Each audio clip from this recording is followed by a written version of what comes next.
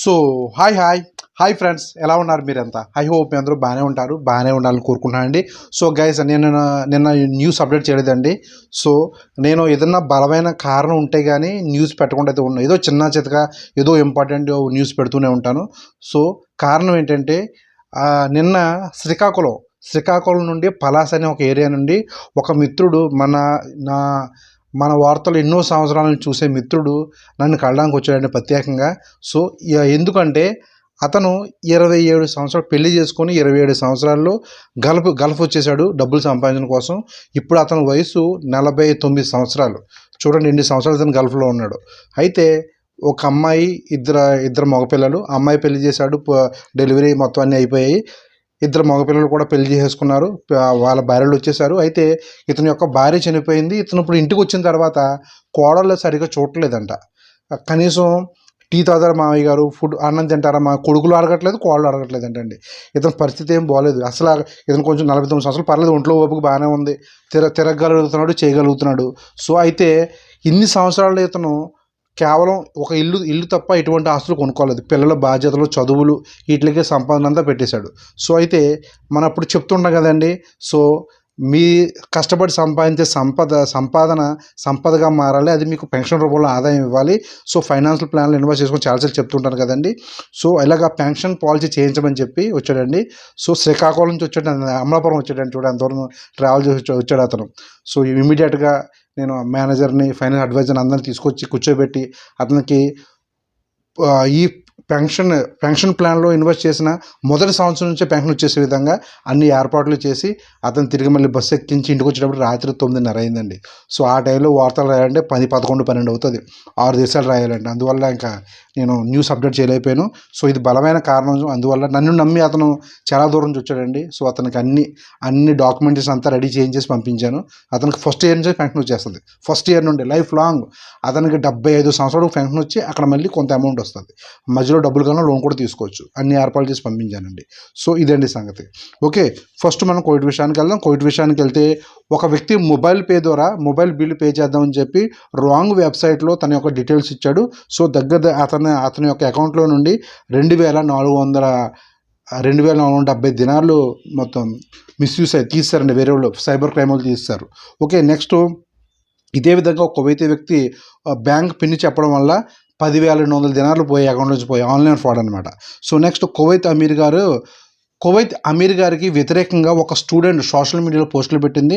ఆమెను అరెస్ట్ చేశారు, 3 years జైలుకి విధించారు.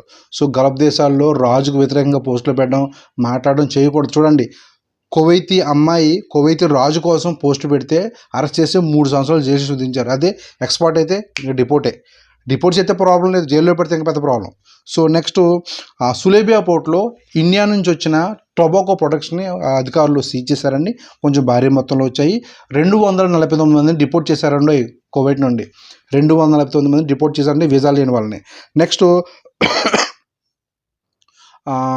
సో కువైత్లో ఫుడ్, ఈ ఆన్లైన్లో ఫుడ్ భారీగా డిస్కౌంట్లు పెట్టి కొన్ని వెబ్సైట్లు కనబడుతుంటాయండి. సో ఈ వెబ్సైట్లో ఆర్డర్ పెడితే వాళ్ళు సైబర్ క్రైమ్ మోసాలు చేస్తారు. మీ అకౌంట్లో డబ్బులు తీసే అవకాశం ఉంది.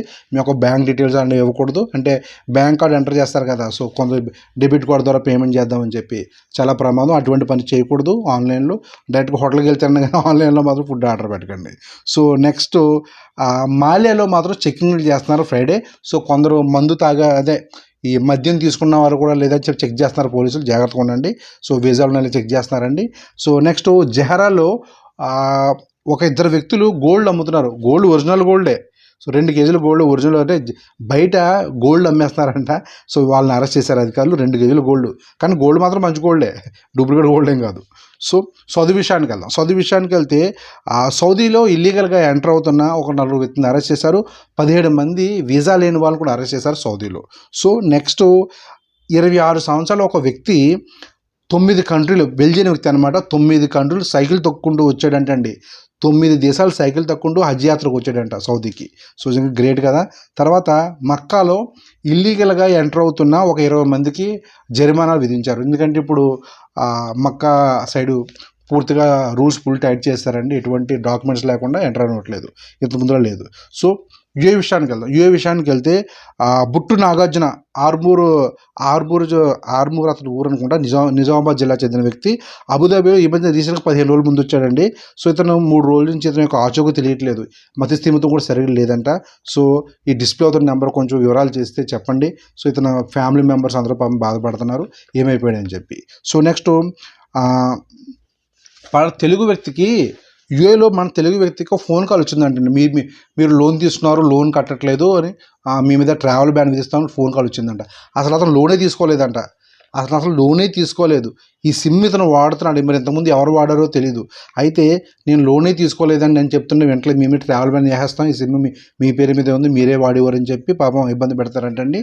సో ఎక్కడ పడితే అక్కడ పతాకాలు షేర్ చేయడం లాంటివి చేయకూడదు, గుర్తుపెట్టుకోండి.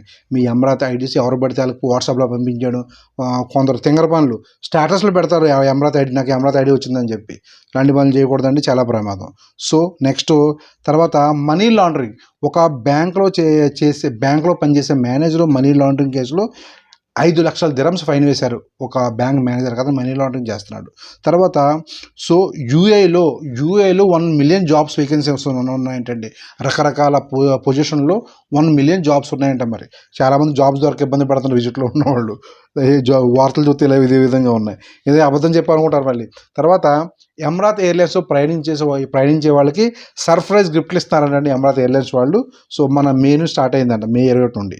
నెక్స్ట్ మనం ఓమన్ విషయానికి వెళ్తే ఓమన్ నుండి 470 మంది ఎక్స్పర్ట్స్ని ఓమన్ వాళ్ళకి పంపిస్తారు గవర్నమెంట్. కానీ విదేశీయులను కూడా 470 మందిని హజ్కి పంపుతున్నారు గవర్నమెంట్ ఖర్చులతో. ఓకే, తర్వాత ఆర్ఓపి అధికారులు 3 బంగ్లాదేశీ మహిళలను అరెస్ట్ చేశారండి. వీళ్ళు హ్యూమన్ ట్రాఫికింగ్, సో మహిళలను రప్పించి అసాంఘిక కార్యక్రమాలు చేయడం అనమాట. తర్వాత సో ఈజిప్ట్ వాళ్ళు ఫ్లైట్ క్రాష్ అయిపోయిందండి. అంటే ఈజిప్ట్ సంబంధించిన ఫ్లైట్ కూలిపోయింది. సో హైతమీన్ తారక్ గారు సంతాపం తెలియజేశారు. సో బెహ్రెన్ విషయానికి వెళ్తే 167 మందిని డిపోర్ట్ చేశారు బెహ్రెన్ నుండి. వీసా లేనికుండా ఇల్లీగల్గా ఉన్న ఎల్ఎం అధికారులు చెకింగ్ చేసి పట్టుకుని 167 మందిని దేశ బహిష్కరించారు. ఓకే, తర్వాత సో సిరియా పైన ఉన్న ఆంక్షలు తీసేయడం వలన బెహ్రెన్ వారు ఇప్పుడు సిరియాకి స్వాగతం పలికారు వ్యాపార లావాదేవీల కోసం. సో తర్వాత ఈజిప్ట్లో విమానం కూలిపోయింది కదండి, ఈజిప్ట్ వాళ్ళ విమానం. సో హెచ్ఎం కింగ్ గారు సంతాపం తెలియజేశారు. తర్వాత న్యూమన్ ఏరియాలో అగ్ని ప్రమాదం జరిగిందండి. సో అగ్నిమాపక సిబ్బంది సరైన సమయం స్పందించారు. సో ఖతర్ విషయానికి వెళ్తే అఫీషియల్ హాలిడేస్ ఖతర్ గవర్నమెంట్ నుంచి గవర్నమెంట్ ఇచ్చే అఫీషియల్ హాలిడేస్ ఏవి వీటిని ఫిక్స్ చేసేసారండి. అంటే పలానా డేట్ వరకు మీకు హాలిడేస్ కన్ఫర్మ్. ఇందులో ఎటువంటి మార్పు ఉండదు అనమాట. అంటే సండే వచ్చింది ముందు, మండే వచ్చిందండి ఏం లేవు, అన్నీ ఇంక్లూడింగ్ కలిపే. సో ఇప్పుడు రమదాను, ఈద్ అల్ ఫిత్ర్ ఉంటాయి కదండి. సో 28వ తారీఖున స్టార్ట్ అయిన సెలవులు ఈద్ అల్ ఫిత్ర్ 4 రోజుల తర్వాత వరకు ఉంటాయి. సో ఇదే విధంగా ఈ యొక్క సెలవులు ఫిక్స్ చేసేసారు. సో తర్వాత నెక్స్ట్ ఈద్ అల్ హుజాకి 5 రోజులు సెలవులు. సో తర్వాత డిసెంబర్ 18కి సెలవు. డిసెంబర్ 18 ఎందుకు? Qatar national day. సో ఇది ఫిక్స్ సెలవు అనమాట. సో వీకెండ్ సెలవులు కూడా ఇంక్లూడింగ్ అయి ఉంటాయి ఇందులో కలిపండి. ఇవేమి వీకెండ్ సెలవులు వచ్చాయి కదని చెప్పి ఎక్స్ట్రా సెలవులు ఇవ్వడం ఉండదు. ఖతర్ గవర్నమెంట్ ఇప్పుడు హాలిడేస్ ఫిక్స్ చేసింది ఖతర్లో అందరికీ అనమాట. అయితే ప్రైవేట్ సెక్టర్లో వాళ్ళకి మాత్రం లేబర్ లా ప్రకారమే ఉంటాయి. సో గవర్నమెంట్ సెక్టర్లో 6 రోజులు ఇస్తే ప్రైవేట్ సెక్టర్లో 3 రోజులు ఇస్తారు ఈ ఫిక్స్ హాలిడేస్. ఓకే, అయితే ఇప్పుడు ఎవరన్నా సెలవులకు ప్లాన్ చేసుకోండి, ముందుగా ప్లాన్ చేసుకోవచ్చు అనమాట. ఫ్లైట్ టికెట్లు బుక్ చేసుకోండి, ఎందుకంటే పలానా డేట్కి సెలవు మనకు కన్ఫర్మ్ తెలిసిపోతుంది. ఇంతకుముందు ఈ డేట్లు మారుతూ ఉండే, ఇప్పుడు రోజా ఉండే దినాలు 28 దినాల 30 దినాలు లెక్క కూడా ఆ లెక్క కాకుండా పలానా డేట్ సెలవు అంటే సెలవు అనమాట. ఇంకా ఈ విధంగా గవర్నమెంట్ సెలవులు ఫిక్స్ చేసిందండి ఖతర్లో. ఓకే గైస్, మన నెక్స్ట్ వీడియోలో మళ్ళీ కలుద్దాం. అంతవరకు బాయ్.